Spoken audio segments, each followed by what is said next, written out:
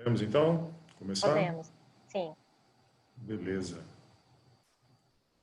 Boa noite a todos. Mais uma vez, é um prazer ter vocês aqui, meus queridos colegas farmacêuticos e farmacêuticas, já aproveitando a oportunidade para parabenizar vocês pelo Dia Internacional do Farmacêutico. Que essa profissão seja cada vez mais respeitada pela sociedade e que esse profissional seja cada vez mais valorizado. Isso acontecerá, como já acontece, né, graças ao fruto do nosso trabalho. Quanto melhor trabalharmos, né, mais valorizada vai ser essa profissão. Bom, em nome da atual diretoria do Conselho Regional de Farmácia do Espírito Santo, presidida por mim, Luiz Cavalcante, que tem aqui a secretária, doutora Denise Oliveira, o doutor Gustavo Martinelli, nosso vice-presidente, e o doutor Leandro Passos, nosso tesoureiro, eu queria dar as boas-vindas a vocês, dar os parabéns, em nome dos funcionários do Conselho Regional de Farmácia, representados aqui pela assessora de comunicação, a Sheila Souza, dizer que é um prazer tê-los aqui na Semana do Farmacêutico. Hoje a gente fecha com chave de ouro aí essa semana que foi, sem dúvida alguma, muito produtiva, onde nós tivemos momentos de muito aprendizado, com palestras super interessantes por profissionais daqui do nosso estado, por profissionais de fora do nosso estado, e que, sem dúvida alguma, mostra o quanto o farmacêutico é capaz e o quanto o seu trabalho é importante. Muito bem. Alguns avisos antes da gente começar. É importante que quem esteja logando aqui na sala virtual com outro nome, coloque o nome correto no chat, para que a emissão do certificado não tenha nenhum problema. Então, só quem está se logando com um nome diferente, ok? Aí bota seu nome, CRF lá no chat, para a gente não ter nenhum tipo de problema. O certificado será enviado por e-mail, a partir do e-mail que vocês se cadastraram, ou daquele que a gente localiza pelo nome no cadastro do CRF. Bom, a palestra que nós vamos ter hoje é as novas perspectivas sobre os serviços farmacêuticos, ministrada pelo professor, doutor Rodrigo Alves do Carmo e originalmente mediada pelo doutor Josias Papa, que já está terminando de se logar aqui, né, de encontrar um local legal, porque ele teve um probleminha com o trânsito, e daqui a pouco ele vai estar aqui com a gente. Enquanto isso, né, deixa eu apresentar o professor Dr. Rodrigo Alves do Carmo, que, além de um professor e farmacêutico muito respeitado por todos nós, foi meu colega na diretoria do CRF, na gestão passada, e atual conselheiro também, então a gente está sempre junto. Uma pessoa que eu tenho verdadeira admiração pelo seu conhecimento e pelo seu caráter também. Registrar a presença aqui da doutora Mona Lisa, que eu estou vendo ali, conselheira do Conselho Regional de Farmácia também, ex-diretora, prazer tê-la aqui. Registrar a presença também do doutor Gentil, fiscal do Conselho Regional de Farmácia, prestigiando o nosso evento, porque para fiscalizar, a gente tem que saber o que está acontecendo no mercado, e parabéns a ele que está aí prestigiando e só se atualizando também. Bom, sem mais delongas, eu queria apresentar o breve currículo do Dr. Rodrigo, porque se fosse ler todo, teríamos que abrir um outro horário. Então, o Dr. Rodrigo Alves do Carmo é farmacêutico bioquímico pela Universidade Federal do Espírito Santo, especialista em farmácia clínica pela SBRAF, mestre em ciências fisiológicas pela UFES e atua como professor do Unisalles, o Centro Universitário Salesiano, desde 2006. Ele foi o responsável pela implementação do estágio em cuidado farmacêutico no Centro Integrado à Saúde da Católica em 2015 e participou da implantação do Centro de Informações sobre Medicamentos do Unisalles também. Atua como farmacêutico bioquímico no Laboratório Central Municipal de Vitória desde 2009, é atualmente conselheiro do CRF-ES e ele preside o GT de ensino do Conselho Regional de Farmácia. Bom, então passo a palavra ao Dr. Rodrigo, desejando aí uma excelente palestra. As perguntas que vocês tiverem, guardem para o final, que aí oportunamente serão respondidas. Primeiramente, a gente vai ouvir o professor Dr. Rodrigo. Meu amigo, fica à vontade, a casa é mais do que sua. Bom, primeiramente eu gostaria de dizer que hoje é um dia muito feliz, primeiramente porque a gente comemora o Dia do Farmacêutico, o Dia Internacional do Farmacêutico. Então, isso por si só já é um motivo de alegria, um dia de nostalgia, que pelo menos para mim eu vou retomar aí algumas coisas do passado, fui ver foto da formatura, relembrar aí os tempos, ver os amigos, enfim. E estar aqui numa palestra desse órgão, Conselho de Farmácia, que é um órgão que eu tenho muito respeito e admiração, e essa diretoria vem fazendo um excelente trabalho. Então, parabéns, né, à diretoria, aos funcionários do Conselho, que também se empenham bastante para colocar esses projetos, né, em prática. E eu não vou nem me arriscar a citar alguns amigos presentes aqui, eu já vi vários, então é motivo de muita alegria. Então, hoje é um dia de comemoração, né? E no final vai ter um presentinho para quem ficar até o final, vai ser um presente meu para vocês aí, tá? Bom, esse tema é um tema que eu gosto muito porque primeiro fala de serviços farmacêuticos. E quando foi proposta novas perspectivas, né, é algo que também me chama atenção, porque eu gosto muito de ler sobre tendências, de ler sobre futuro, de ler sobre mercado, né, de ler sobre novas tecnologias, enfim. Eu trouxe alguns aspectos, né, na minha visão, e espero que essa palestra, na verdade, venha a contribuir para que a gente possa, de certa forma, mudar um pouco a visão, mudar um pouco o pensamento em relação à prática dos serviços clínicos prestados por farmacêuticos. Está aparecendo direitinho aí a tela para vocês, pessoal? Tá sim, Rodrigo. Ah, beleza. Bom, deixa eu então ver se eu consigo. Está travado aqui. O que está acontecendo? Ah, bom, foi. Bom, primeiramente a gente tem que entender, né, o que é um serviço. Quando a gente fala de serviço, o que de fato é um serviço? Tá? Já que o nosso tema é esse, então eu vou fazer a definição de serviço. É um produto da atividade humana que satisfaz uma necessidade sem assumir a forma de um bem material. Então, esse é o conceito de serviço, que se você digitar no dicionário vai aparecer. Deixa eu marcar o tempo aqui, porque eu tenho muita coisa para falar e eu não posso, tenho que ficar vigiando aqui o horário para não ultrapassar também a palestra do colega Mário. E aí, dessa forma, nós temos vários profissionais prestadores de serviço. Geralmente, quando eu até uso essa foto, e aí eu coloco isso nas palestras, eu peço para o pessoal falar, que profissional que tem aí?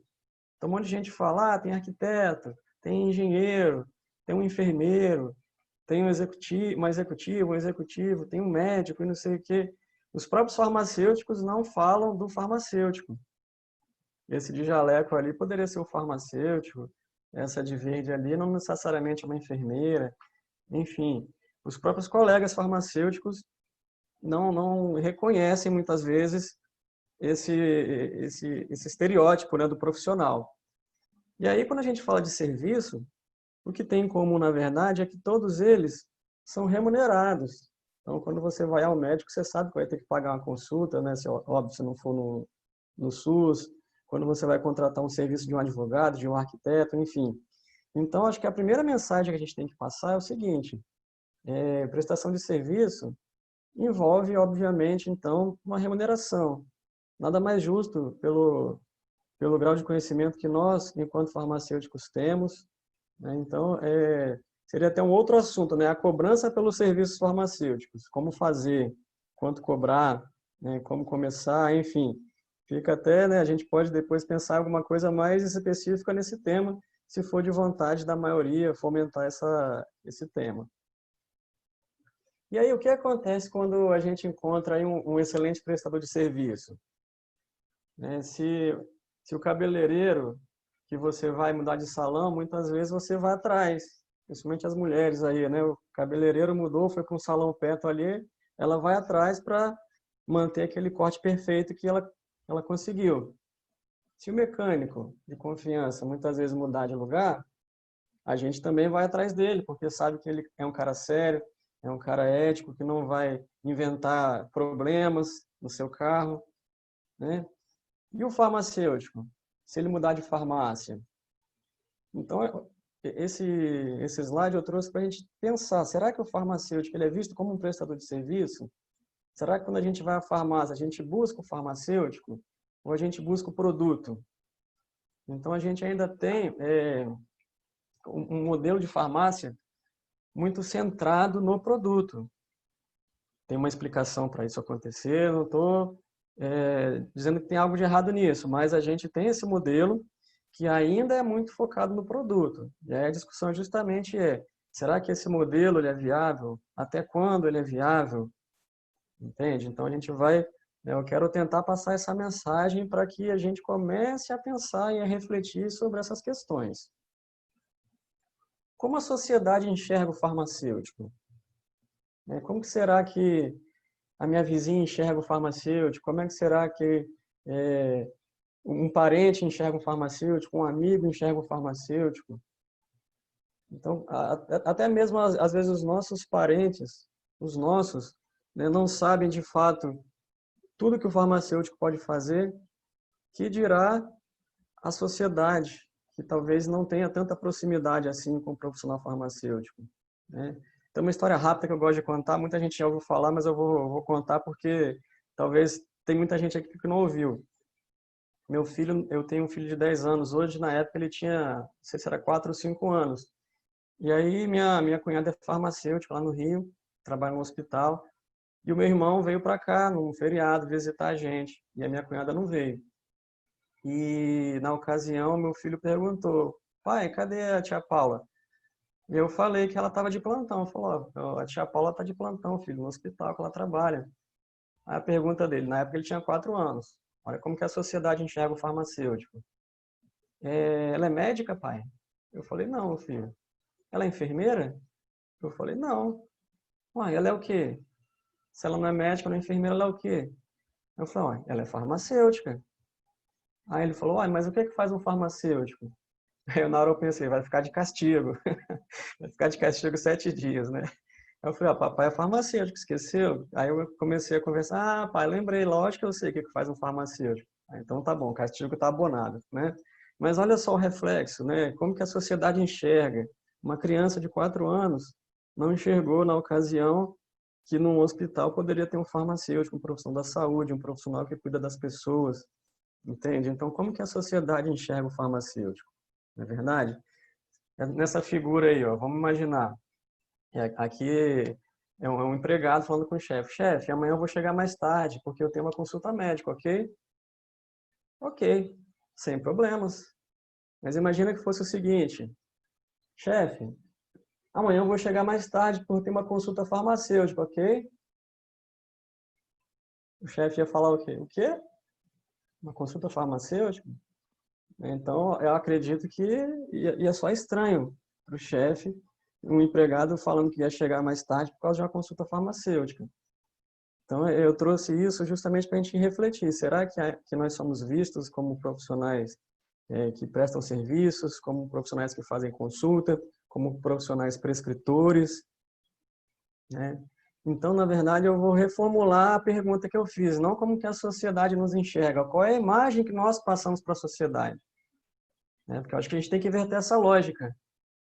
Se a gente quer que a sociedade nos enxergue como um profissional realmente que faz consulta, que presta serviço, a gente tem que inverter essa lógica. A gente tem que ter uma postura realmente de um profissional que se mostra, um profissional, né, que divulga os seus serviços, que divulga que está apto a fazer esse tipo de trabalho, esse tipo de consulta, né? E aí aqui eu trouxe para vocês alguns prints de tela que eu fui dando ao longo dessas semanas, desses meses, enfim, de alguns cursos. Eu sou meio que um rato de curso, eu gosto muito de me atualizar. E aí eu fui me inscrevendo em alguns cursos, algumas palestras, na verdade. Não era nem curso, eram mais palestras. E aí, na hora de selecionar, tinha lá que selecionar o profissional. Esse aqui, por exemplo, era um curso era uma palestra, na verdade, de modulação intestinal. Aí eu fui procurar profissional da saúde, cadê? Médico, nutricionista, estudante e outros. Então, aquele organizador do evento não enxergou nenhum outro profissional ali na ocasião. Ok, tudo bem. Talvez seja realmente um evento focado para esse público. Mas aí eu fui em outro, que era um evento que falava assim, clínica, consultório. Otimize o seu consultório, aprenda a gestão do seu consultório. Então eu falei, opa, consultório me interessa, né? Eu quero montar um consultório, então eu vou começar a entender, porque não adianta você montar um consultório e não saber fazer a parte da gestão desse consultório. O consultório tem que dar dinheiro também, óbvio, né? E aí eu fui lá selecionar. Então tá aparecendo aí os profissionais. É o mesmo curso, tá? Gestão de consultório. Tem tudo aí, ó. Especialista em dor, tal. Opa, especialista FI. Cadê o FAR? Não tem. Né? Do especialista em medicina, pulou para o fisioterapeuta, fonoaudiólogo e vários outros profissionais, ó. Continuando o mesmo print. Dentista, dermatologista, ó, nutricionista, nutrólogo, osteopata, podologista, psicanalista, quiropraxista e um monte de coisa. Até sexólogo tem aí, ó, quiropraxista, sexólogo, terapeuta. Todo mundo tem consultório, menos o farmacêutico. Entende? Então, a gente ainda não se mostra, invertendo aquela lógica, né? A gente ainda não se mostra como um profissional que está ali atendendo a população, que faz consulta.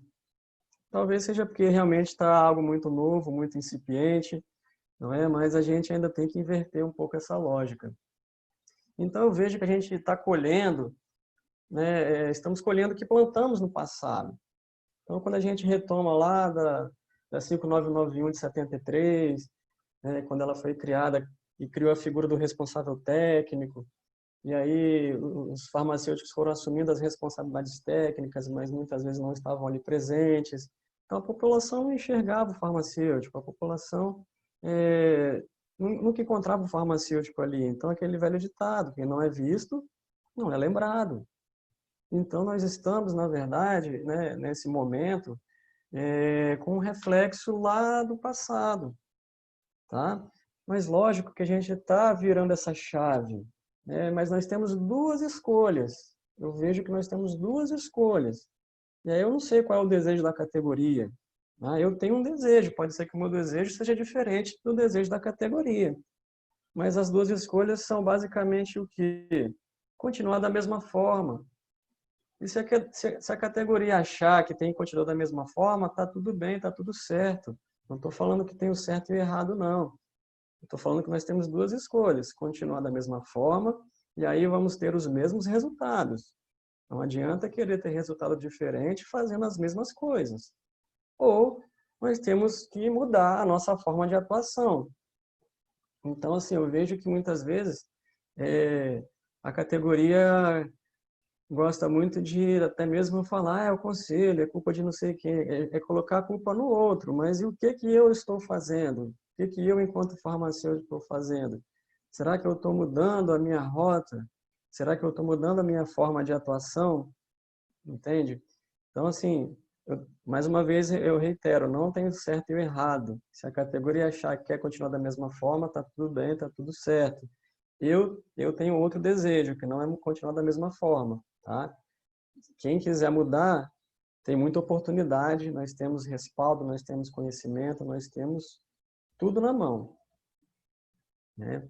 Então, uma reflexão, será que o modelo de farmácia com foco apenas em vendas de produtos, será que ele é sustentável? Então, hoje o modelo de farmácia ele é totalmente focado no produto.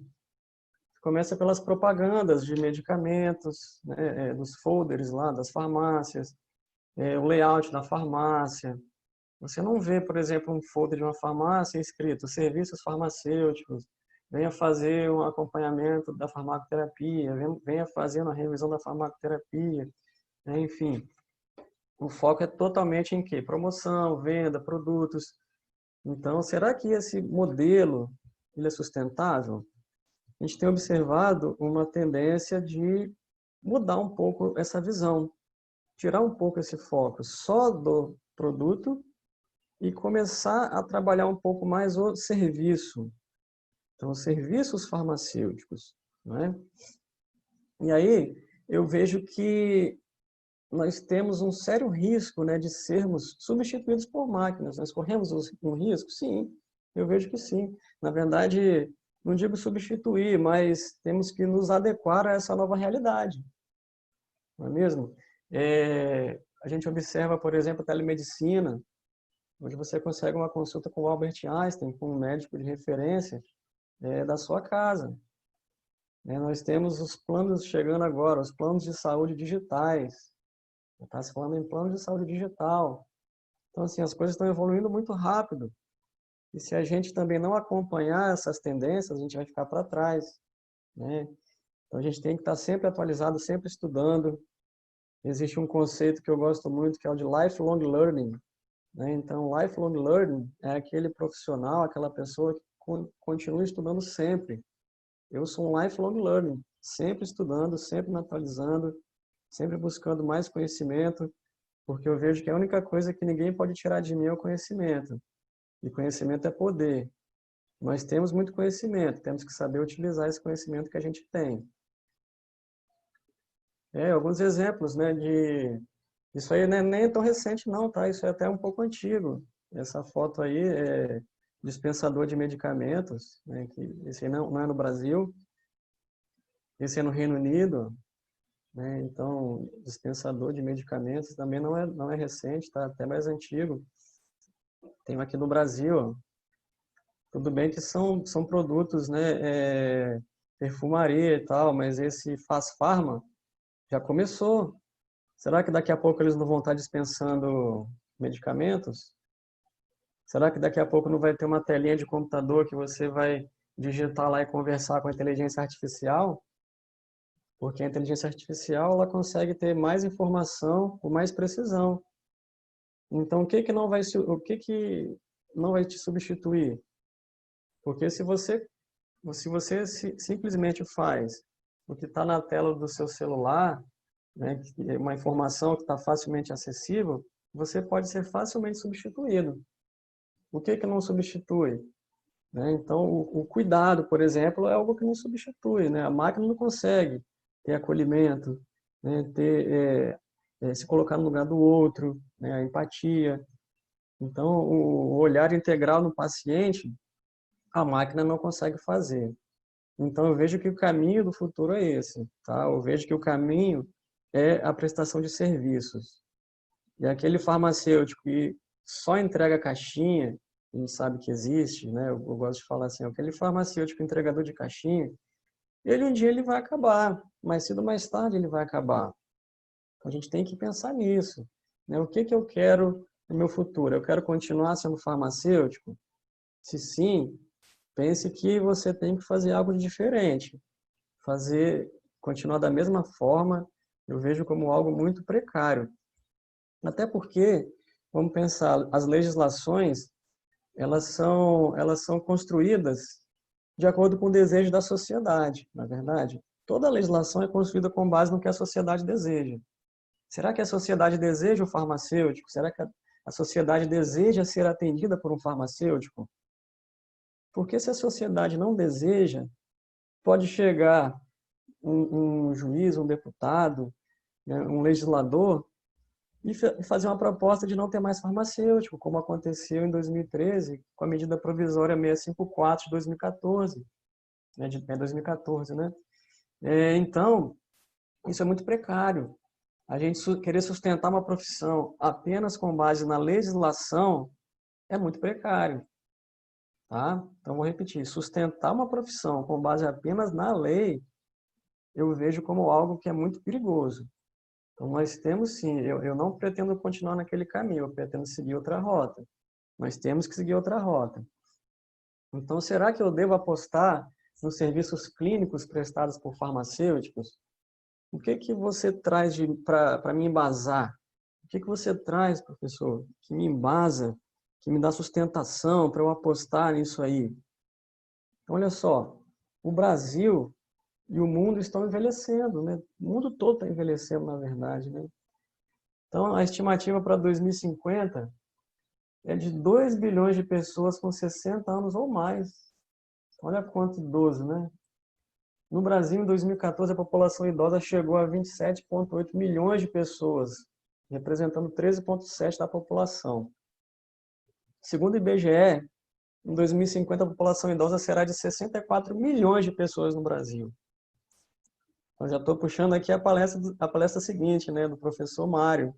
Ele vai falar de cuidado farmacêutico ao idoso, é um tema bem importante, né? E aí, o fenômeno da transição demográfica relacionado ao envelhecimento, né, o incremento da prevalência de doenças crônicas e, por consequência, o aumento do uso contínuo de medicamentos constituem os principais fatores associados à crise no sistema de saúde. Então, assim, a população vai precisar cada vez mais de medicamentos, vai precisar mais de gente para cuidar, né, vai precisar de profissional para cuidar, e o farmacêutico tem que estar preparado para cuidar dessa quantidade de idosos que está aumentando.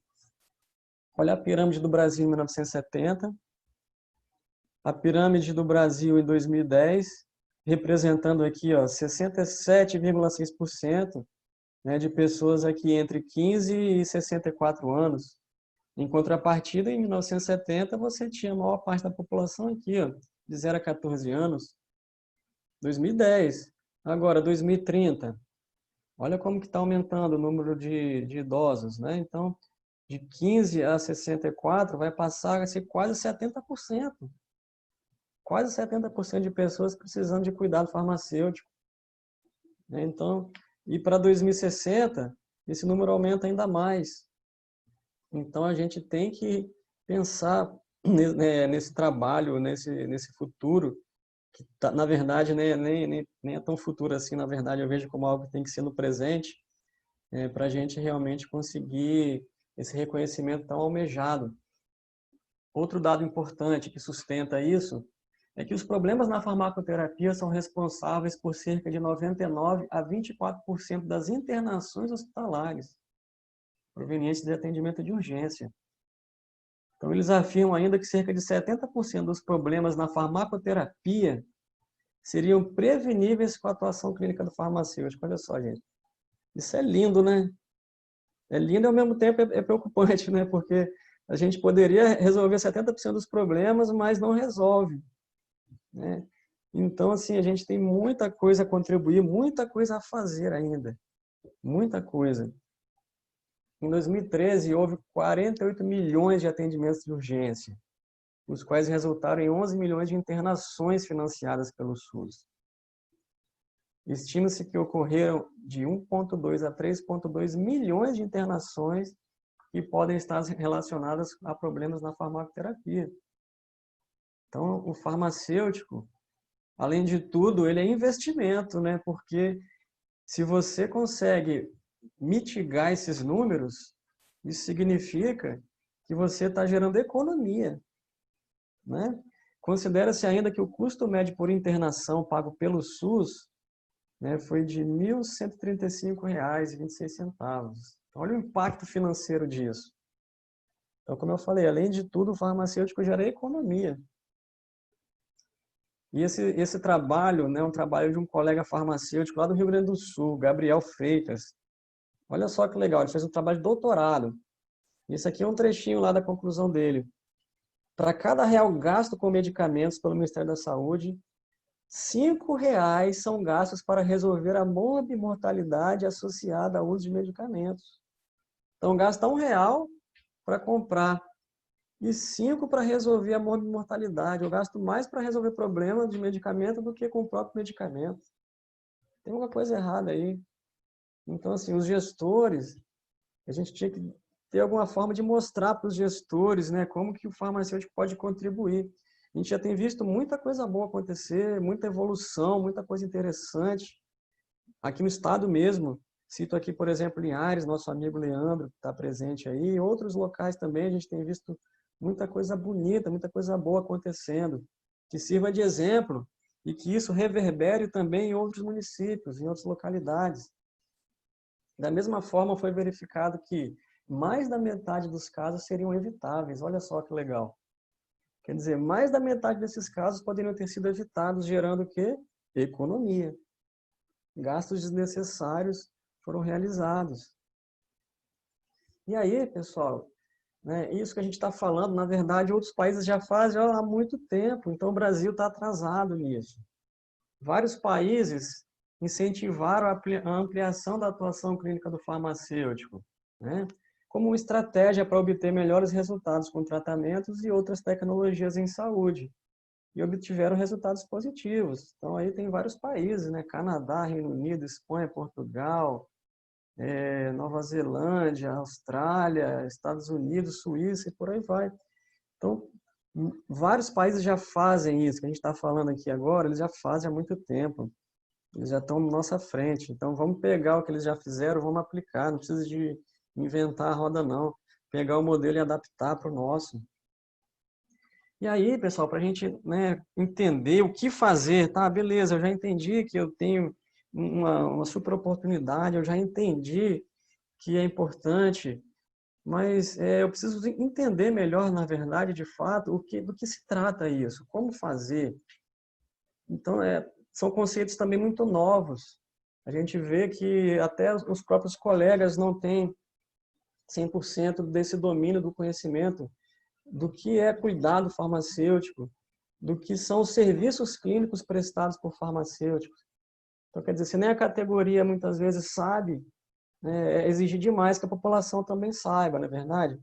Então, eu gosto muito dessa figura, e aí faço o convite para vocês baixarem o documento do Conselho Federal, esse aqui, eu estou até com ele aqui, trouxe para mostrar para vocês, está disponível na internet, né? É o serviço farmacêutico diretamente destinado ao paciente, à família e à comunidade.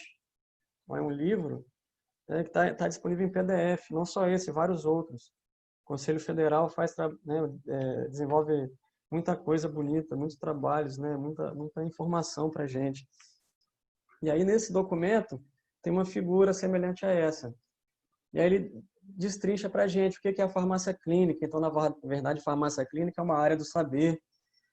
E essa área do saber norteia uma prática profissional ou a pesquisa. Então, no caso, a farmácia clínica vai nortear uma prática profissional que a gente chama de cuidado farmacêutico. Esse termo, cuidado farmacêutico, na verdade, ele está sendo agora mais utilizado porque a gente vem acostumado a chamar de atenção farmacêutica. Então, atenção farmacêutica ou cuidado farmacêutico. A gente está priorizando usar esse termo cuidado farmacêutico em detrimento de atenção farmacêutica.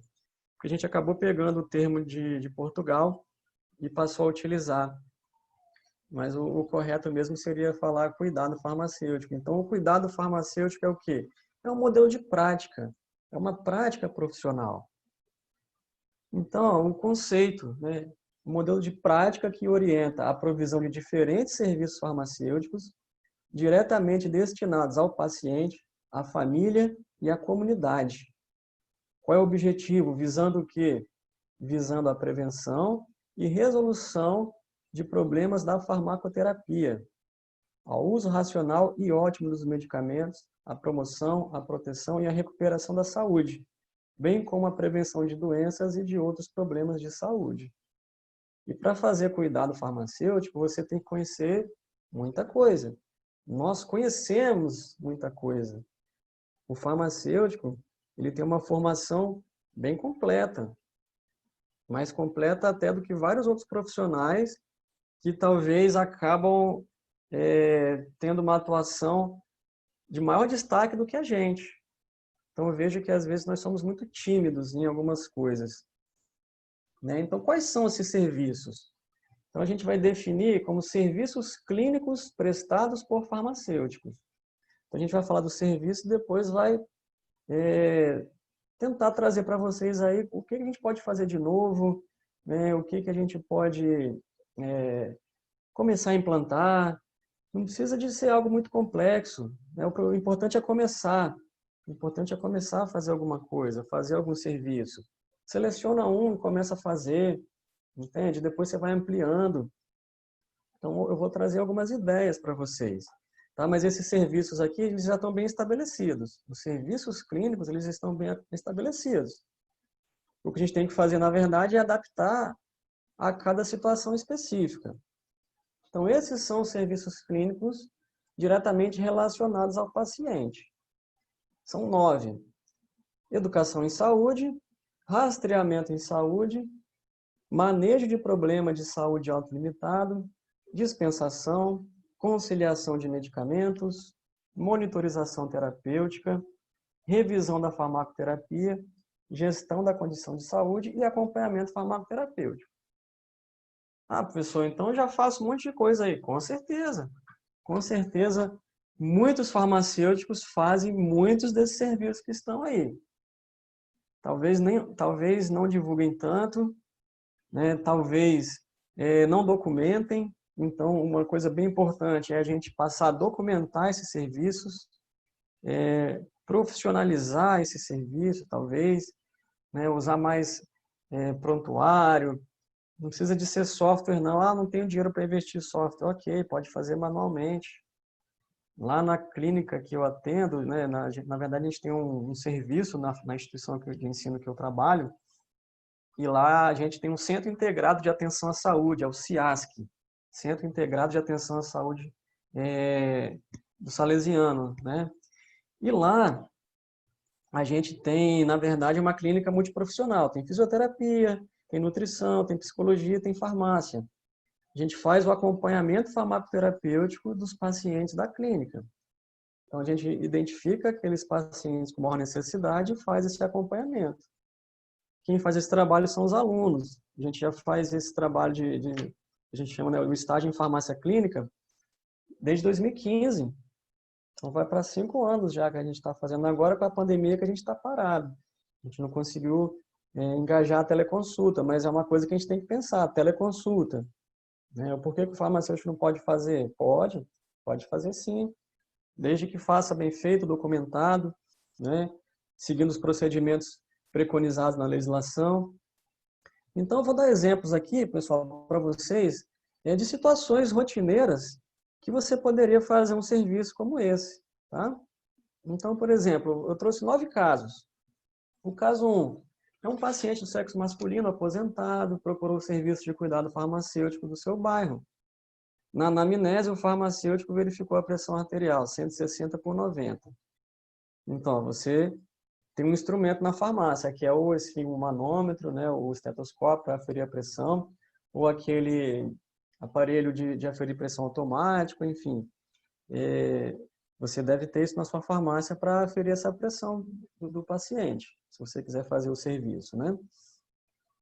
Aí o senhor informou, eu não uso mais os remédios da pressão alta porque eu já estou bem, eu não sinto nada. Meu pai também tinha pressão alta e tinha uma saúde de ferro, ele morreu com 90 anos. Então, o que o farmacêutico pode fazer nesse caso, pessoal? Ele pode fazer o quê? Uma educação em saúde. Porque isso é bem comum, tá? Quando a gente faz a anamnese lá dos pacientes da clínica e a gente pergunta quais são as doenças que mais preocupam. Então, ele chega lá e fala várias doenças. Ele fala hipertensão, diabetes e por aí vai. Aí, o que mais preocupa, às vezes, é uma dor de coluna. Não que a dor de coluna não tenha que se preocupar, ele tem que se preocupar, mas ele tem que se preocupar também com a hipertensão, também com diabetes, porque o agravo vai ser muito maior. Só que ele não sente nada muitas vezes, então isso não incomoda. Se não incomoda, para ele está tudo bem. Mesmo que a pressão dele esteja 180 por 100, está tudo bem, ele não sente nada. Então a gente tem um papel fundamental, que é justamente fazer o quê? Educação em saúde. Você pode usar cartilha, você pode usar material em vídeo, você pode usar, enfim, muita coisa, folder, para fazer isso, né? Educação em saúde. Tá? O exemplo 2. Uma paciente do sexo feminino, 42 anos, foi à farmácia para comprar um medicamento para dor de cabeça. E em cima do balcão, ela encontrou uma cartilha da campanha do Dia do Diabetes, 15 de novembro. O dia do diabetes está chegando. E aí, o que você já preparou para o Dia do Diabetes? O que a sua farmácia já preparou? O que você já preparou como farmacêutico para orientar seus pacientes? Fica a dica, né? Ela ficou com dúvidas e procurou o farmacêutico. Ela não possui diagnóstico de doenças e durante a conversa relatou: observei que ultimamente estou urinando muitas vezes. Deve ser porque minha sede aumentou. Estou bebendo muita água.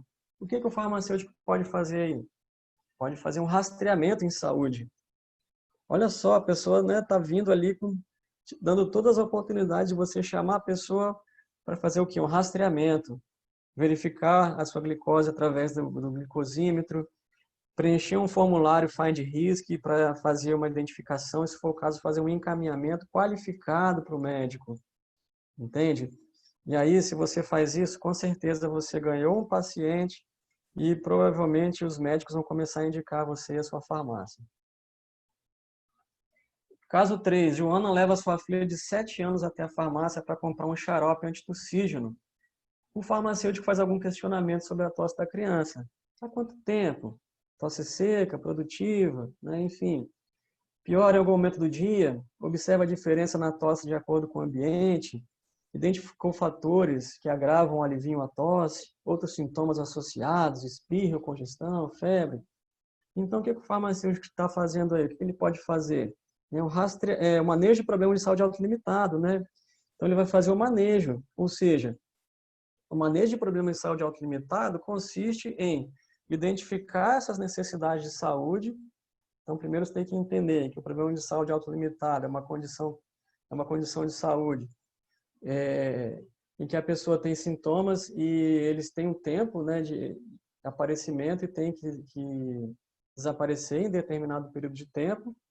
Caso contrário, deixa de ser um problema de saúde autolimitado, o nome já diz, então ele é autolimitado, ele começa, ele tem um prazo para terminar, e aí o farmacêutico tem que fazer esse manejo.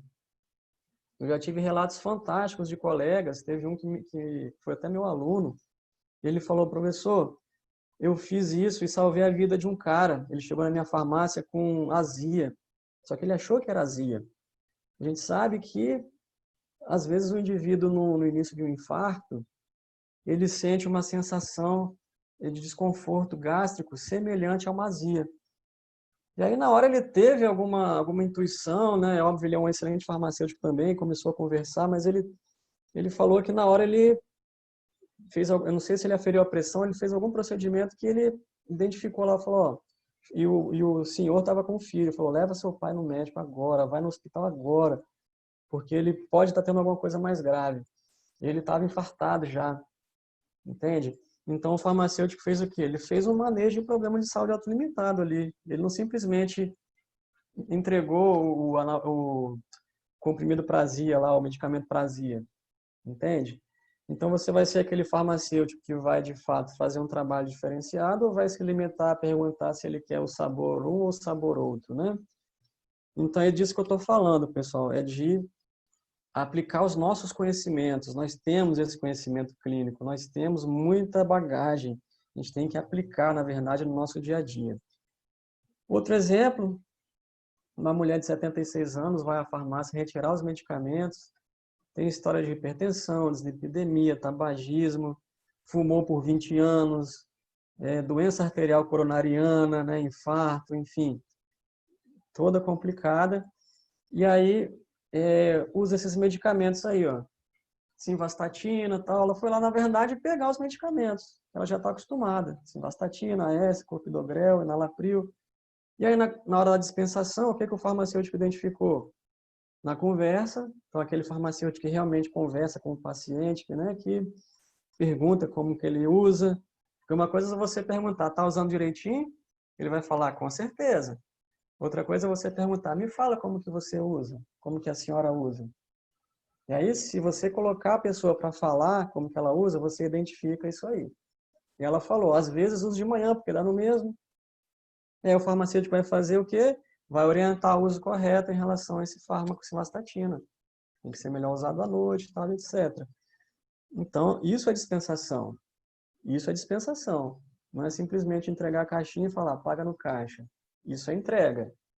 Pagar a caixinha, entregar a caixinha e falar vai no caixa, isso é entrega, não é dispensação. Dispensação é justamente você fazer uma análise criteriosa daquela prescrição, avaliar o paciente, né, conversar com ele, identificar necessidades e fazer intervenções como essa. Isso é dispensação. Caso 5.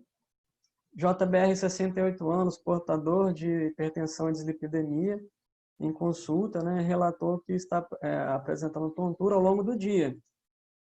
Isso começou depois que eu comecei a tomar esses medicamentos que o especialista passou. E aí ele levou 2 medicamentos, né? Ele levou os medicamentos na sacola e todos haviam sido prescritos. E aí ele fazia uso de losartana, uma vez ao dia, desde 2015, e recentemente o novo médico prescreveu valsartana. Ó, 2 antagonistas da angiotensina 2, né? Então, o que o farmacêutico vai fazer? Bom, 2 medicamentos prescritos por médicos diferentes, 2 medicamentos da mesma classe, uma duplicidade, né? Então, o que ele vai fazer? Ele vai fazer a conciliação terapêutica. Então, o farmacêutico tem esse trabalho, tem esse papel. Isso é um serviço clínico prestado por farmacêutico. Um outro caso, Joana, 46 anos, com história de valvulopatia e troca valvar há 1 ano. Procura a farmácia relatando que há cerca de 2 meses não faz exame para ver se o sangue está bom e ficou preocupada. Então, ela tinha que fazer exames com mais frequência e aí ficou preocupada. E o resultado foi esse. O resultado do último INR da paciente foi 2,5. Doutor farmacêutico, eu comecei fazendo aquele exame toda semana, depois a cada 2 semanas, e agora todo mês. Mas é cansativo, agora descuidei um pouco. Então, veja bem, pessoal, o farmacêutico ele tem um trabalho bem importante, que é justamente o que? A monitorização terapêutica. É monitoramento de fármacos que têm um baixo índice terapêutico. Esse aqui é um exemplo. Tá? E para isso você tem que conhecer o quê? Você tem que conhecer análises clínicas, você tem que conhecer exame, você tem que saber interpretar exame, você tem que conhecer farmacologia, você tem que saber conversar com as pessoas, então você tem que ter empatia, você tem que ter tem técnica de conversa, tem técnica de consulta. Isso tudo é muito acessível. Se você não conhece, você tem que estudar, caso você queira realmente fazer esse tipo de trabalho. Caso 7. CSL, 75 anos, sexo feminino, hipertensão arterial e diabetes de difícil controle, doença arterial coronariana, um infarto.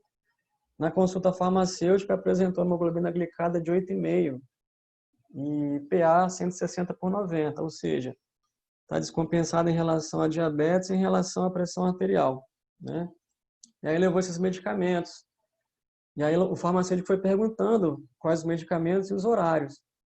Colocando tudo numa planilha, o que ele pode fazer? Ele pode ajustar melhor. Se você observar, a chance dela esquecer aqui é grande, porque ela toma vários medicamentos ao longo do dia.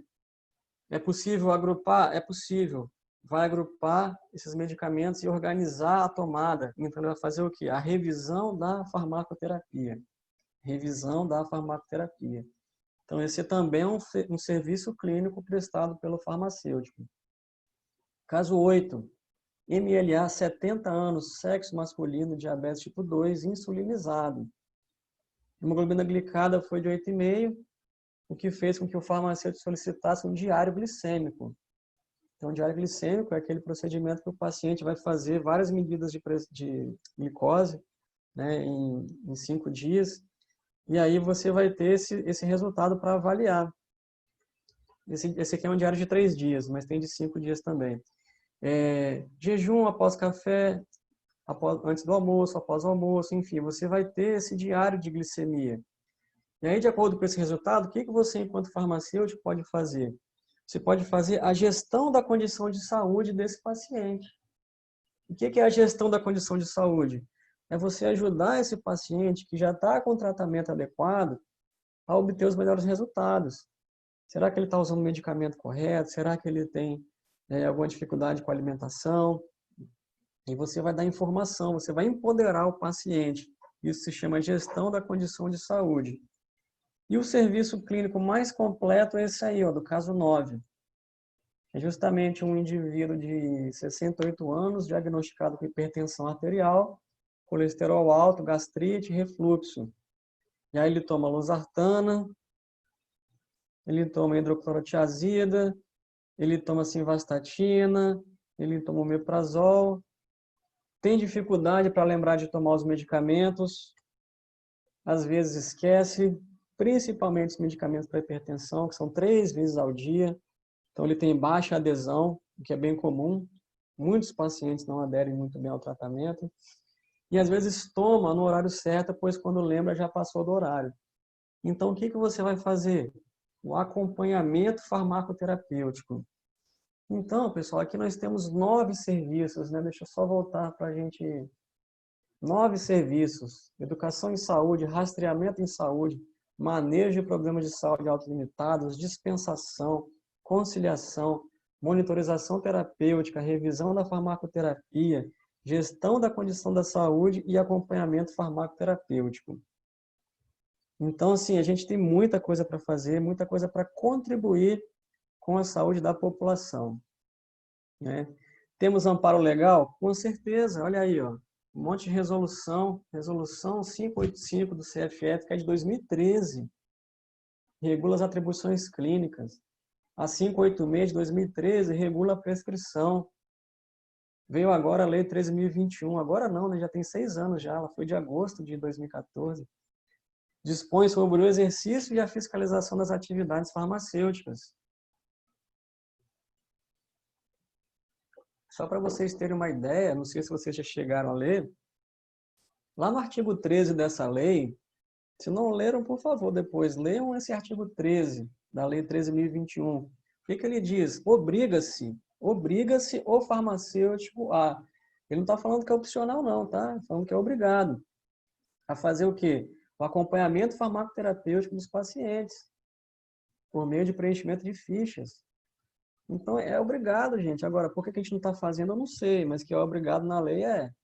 Tá? A RDC 44 de 2009, que está em fase de revisão, então a gente tem que contribuir, nós devemos, como farmacêutico, dar essa contribuição. Por quê? Porque essa RDC está bem desatualizada. Agora é o momento da gente atualizar essa resolução para a gente conseguir emplacar os serviços clínicos farmacêuticos. A hora é agora. Ela começou agora esse mês, nós temos até metade do mês que vem. Farmacêuticos, eu conclamo vocês a lerem a consulta pública e darem suas contribuições. Se vocês querem mudar os serviços clínicos, a gente tem que mudar a resolução.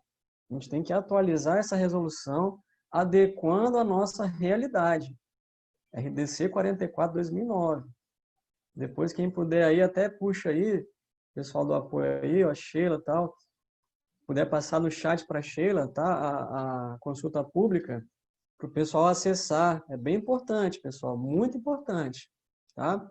RDC 50 de 2002 da Anvisa, que dispõe sobre o regulamento técnico para planejamento, programação, enfim, mais estrutura física. Olha só, a gente tem todo o arcabouço legal para fazer. Temos tudo para fazer. Ó, a resolução do Conselho, né? Resolução do Conselho Federal, as atribuições clínicas, fala da consulta farmacêutica, da prescrição farmacêutica. Então, assim, o que você enxerga como oportunidade, professor? O que você, né, vislumbra aí, né, já que a gente tem tudo na mão, a gente tem conhecimento, a gente tem a legislação, o que a gente pode fazer? A gente tem esses 9 serviços, quais são as oportunidades que a gente tem? O que é possível? É muita coisa, gente. A gente pode fazer... O céu é o limite, na verdade, né? A gente pode investir, por exemplo, em cuidado farmacêutico aos idosos. Eu mostrei dados importantes do envelhecimento da população, né? Então, por que não investir em cuidado farmacêutico aos idosos? Ajudar os idosos a ter melhor qualidade de vida. Ajudar os idosos a usar melhor a medicação. Tá? Os idosos têm doenças crônicas. A maioria deles. Se você conhece alguma pessoa com mais de 70 anos e ela fala que não tem nada, ela é exceção. Ou ela não teve acesso a um diagnóstico, ou ela realmente é exceção, porque a maioria vai ter pelo menos uma doença. Então, a maioria vai precisar de um farmacêutico, cada vez mais. Então, o cuidado farmacêutico aos idosos é um exemplo de atuação. Doenças crônicas não transmissíveis, como cuidado farmacêutico em diabetes, hipertensão, dislipidemia. E aí eu recomendo o quê? É você debruçar, estudar. O conteúdo está acessível. Se você estudar a diretriz de diabetes 2019-2020, você já é expert em diabetes. Se você estudar a diretriz de hipertensão, que saiu agora, recente, você já está um expert. Mas tem uma diretriz de dislipidemia, então assim, os documentos oficiais estão muito acessíveis, né? Serviço de vacinação tem crescido bastante. Aqui no nosso estado ainda nem tanto, mas a gente observa principalmente na região sul, isso tem crescido demais, né? O serviço de vacinação. Quando sair, por exemplo, agora, não sei quando é que vai sair, a gente espera que em breve, mas vamos imaginar que a vacina do Covid sai agora. Você acha que vai ter para todo mundo? Lógico que não. Se eu trabalhasse numa farmácia, se eu tivesse uma farmácia, eu pensaria muito bem se eu não investir nessa parte de vacinação. Fazer um serviço diferenciado, um serviço clínico, né? E trazer mais pessoas, alavancar o meu negócio, que a farmácia é um negócio, tem que dar lucro, óbvio, né? Enfim, eu pensaria muito bem nesse serviço de vacinação em farmácia, tá? Cuidado farmacêutico na cessação do tabagismo, a gente pode fazer um trabalho fantástico nessa área aí do cuidado farmacêutico na cessação do tabagismo, né? A gente tem, por exemplo, aquela escala de Ferguson que a gente pode aplicar, né, e fazer a prescrição dos adesivos de nicotina, da goma, né? Enfim, a única coisa que a gente não pode prescrever é a bupropiona e a venlafaxina, mas o resto, né, primeiro que pelos protocolos o paciente só vai realmente necessitar da bup ou da venlafaxina mais para frente, né? Então, assim, o farmacêutico pode fazer um trabalho bem legal na cessação do tabagismo, tá? Cuidado farmacêutico em saúde mental. O problema da pandemia tem agravado ainda mais essa questão da saúde mental. Eu conversando com uma amiga psicóloga, ela falou, Rodrigo, os hospitais talvez até tenham vaga sobrando de Covid agora. Vaga para saúde mental está escasso, está acabando, se não já acabou, tá? Porque a população está cada vez mais doente, principalmente agora, com esse momento conturbado que a gente está vivendo.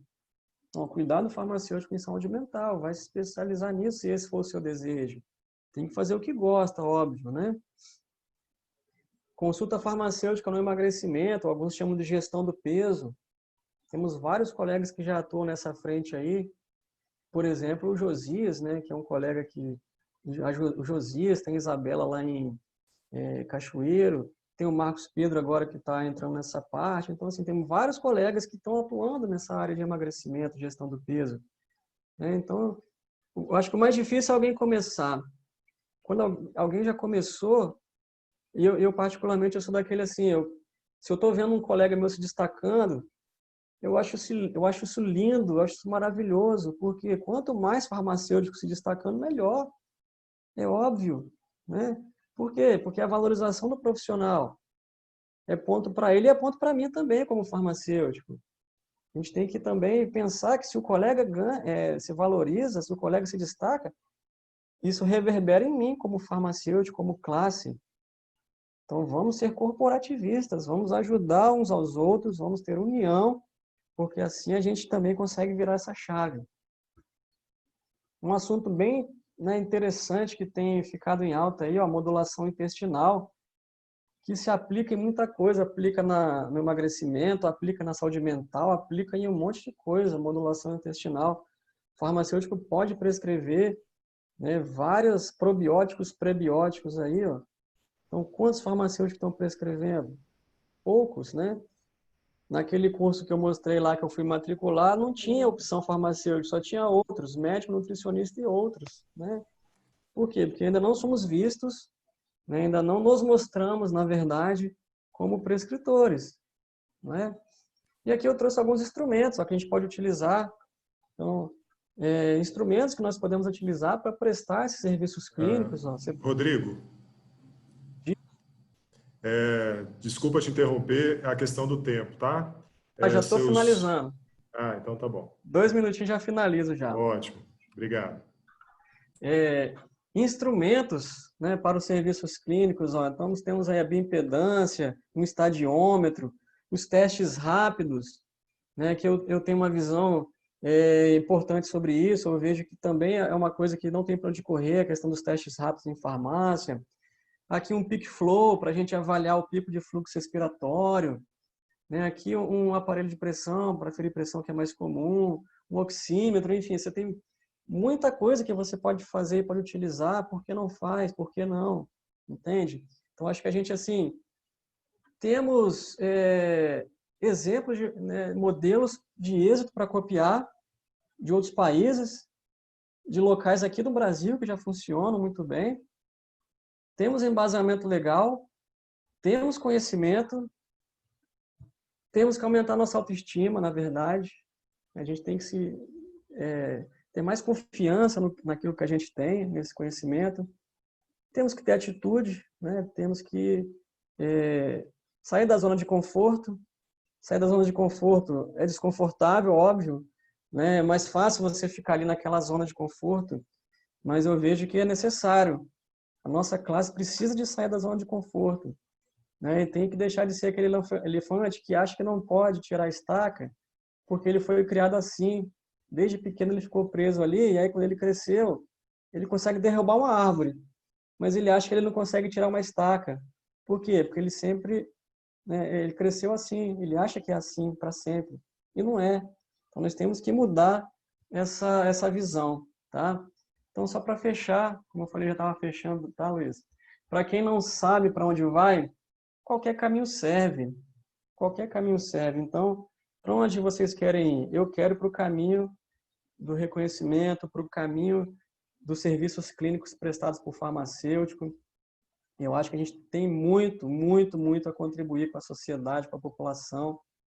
E é isso, pessoal. Eu sou muito empolgado com esse assunto. Peço desculpas, tá? E eu trouxe um presente meu para vocês que estão aqui assistindo, tá? Eu vou passar a tela seguinte aí. E quem está assistindo quiser esse presente, fica à vontade, tá? É só entrar nesse link aqui, ó. Tem um link aí, um bit.ly/presente-Rodrigo.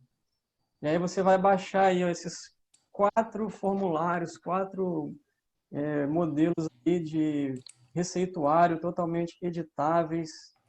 Eu mandei personalizar masculino e feminino, tem azul e rosa. Então, eu espero que vocês, né, possam baixar aí, ó, esse modelinho, usar nas consultas de vocês, né? E tem os modelos também preenchidos lá pelo Conselho Federal.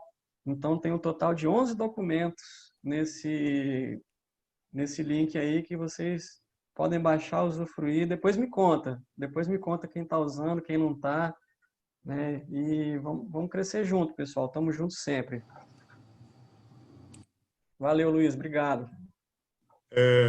Ok, Rodrigo, eu que agradeço muito. Gente, vamos ter 5 minutinhos só para concluir, tentar atender as perguntas que foram feitas, tá? Antes de tudo, parabenizar o Dr. Rodrigo, que com muita propriedade nos chama a responsabilidade, né?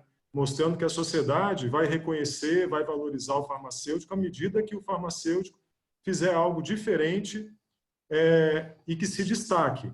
Muitos dos nossos postos de trabalho são garantidos pela legislação, como disse o professor Rodrigo. Essa legislação pode ser alterada a qualquer momento. A gente espera que não, a gente luta para que não seja, para que ela seja sempre beneficiária à nossa classe.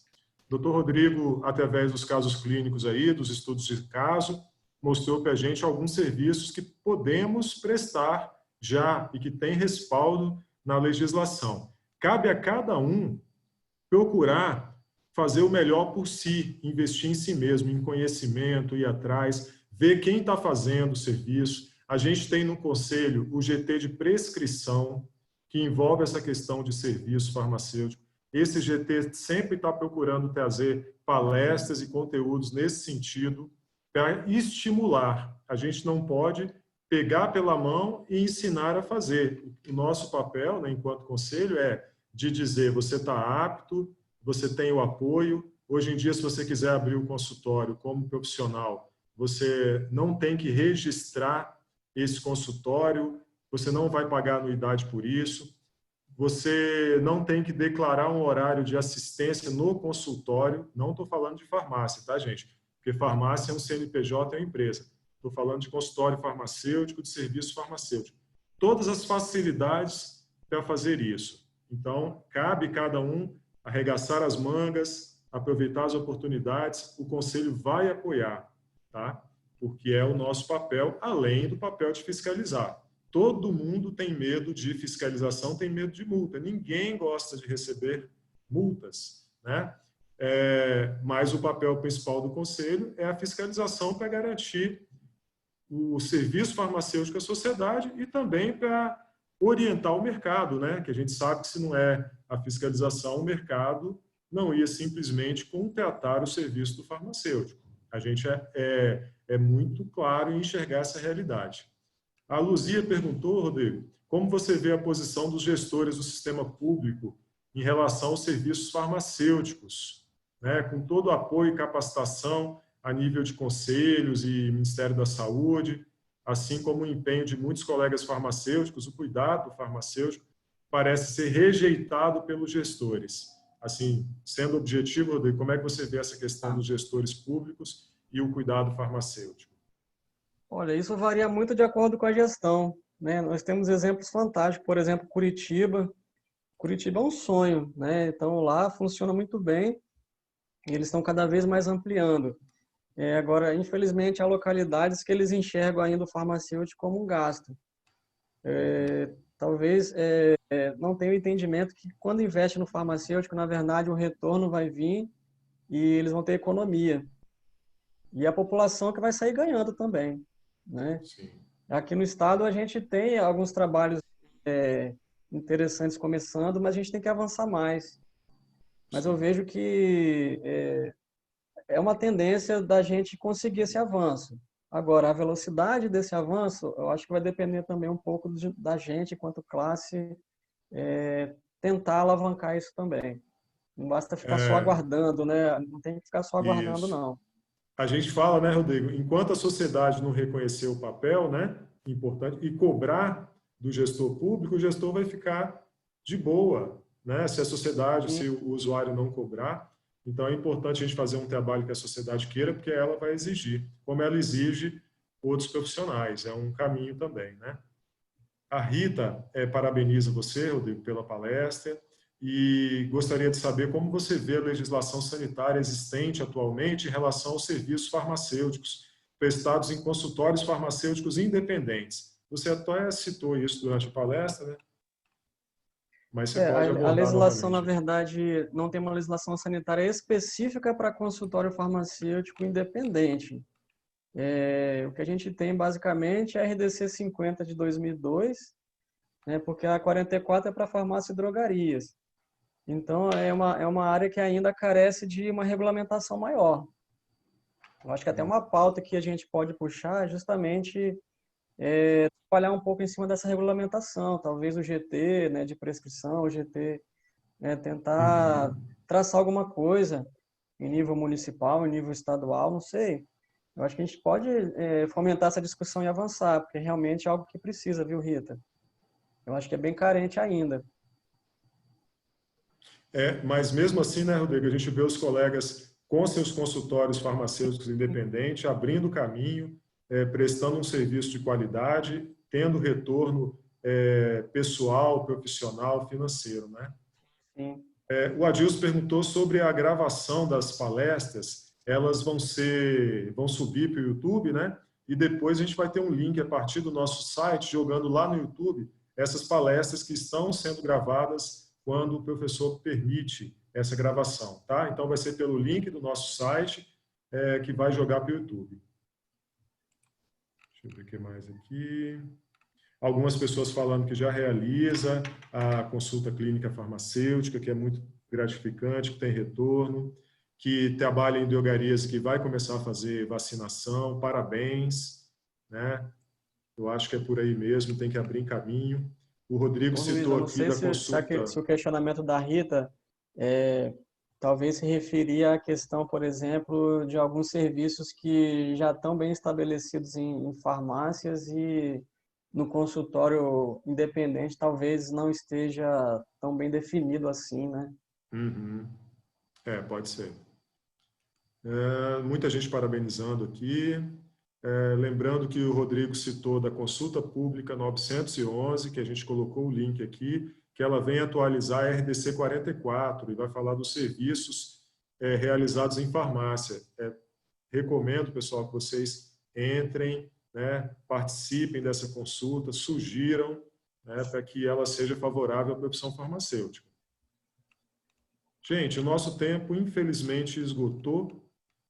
Nós temos que partir agora para outra palestra, que vai ser justamente sobre a prescrição farmacêutica na geriatria, fazendo um link aí com tudo que o professor Rodrigo abordou, e nós vamos nos aprofundar nesse tema na próxima palestra.